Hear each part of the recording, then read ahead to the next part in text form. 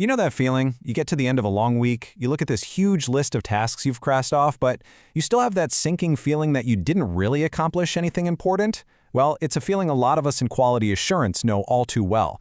Today, we're going to dive into exactly why that happens, and more importantly, how to break free from what's called the activity trap. So let's just start with a really basic question. In your job, in your company, are you measuring the things that are easy to count, or are you measuring the things that actually matter, the things that create real, lasting change? Because the answer to that question, well, it changes everything. And this leads us right into our main topic, the activity trap.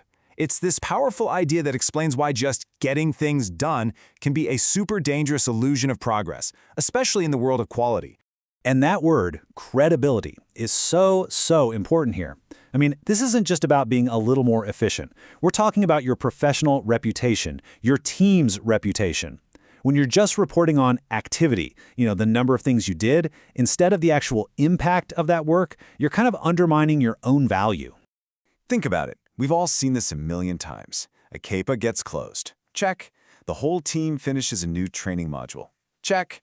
An SOP gets revised and published. Check. And we feel great, right? Super productive. But here's the hard question. Did any of that activity actually make the system stronger, or safer, or more resilient? So often, if we're being honest, the answer is probably not. And this whole trap is basically supercharged by what companies decide to measure. We all have a tendency to focus on the things that are easy to count and slap on a PowerPoint slide, and that leads us straight to checking all the wrong boxes. So on the left, you see the usual suspects, the metrics we all know and love. How many CAPAs we closed, our training completion rates, all those on-time metrics. And yeah, they look fantastic on a dashboard, but that single question on the right, it just cuts through all that noise. But did the system actually improve? When it comes down to it, that's the only metric that really counts. Okay, so if building up your internal credibility isn't quite enough to get you to change, let's bring in a really powerful outside opinion. Because when we're talking about regulated industries, agencies like the FDA have a very clear and very demanding view on all this. And this is a really critical distinction. They don't just want to see your to-do list. They want to see proof of impact. We did a thing is just not going to cut it during an inspection.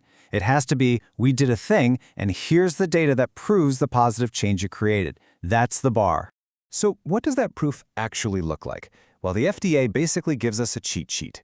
They want to see that your actions specifically reduced risk, that it verifiably stopped the problem from happening again, that it improved your overall control of the process, and that it left the whole system stronger than you found it. That, right there, is their definition of effective.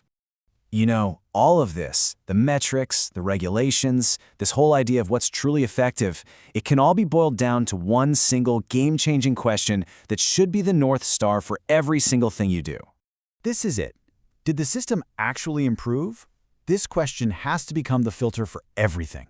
Before you sign off on that CAPA, before you launch that new training program, you have to have a plan to answer this question with cold, hard evidence. This is the shift. This is what takes you from just finishing tasks to delivering real, measurable results. Which brings us to the ultimate goal here. We need to completely redefine how we measure quality itself. It's a huge shift in perspective, moving away from just reporting on our own actions to reporting on the actual health of the system. And honestly, this is the mindset that separates the good QA people from the great ones. I mean, anybody can check a box. But a true quality leader, they own the outcome. They go find the data, they do the analysis, and they build a rock-solid case to prove beyond a doubt that their actions actually mattered. So if you only take one thing away today, please let it be this definition right here. True quality isn't about how busy you were or how much effort you put in. It's a direct measurement of risk. If your actions didn't demonstrably lower the risk, then from a quality standpoint, they weren't really effective. It's that simple and that profound. Remember that next time you're about to check a box. So I'll leave you with a final thought to take back to your own teams. Take a hard look at your dashboards, at your monthly reports. What's that one metric that your organization is just obsessed with? That might just be an activity, not a real outcome? Because just identifying it, that's your first step out of the trap.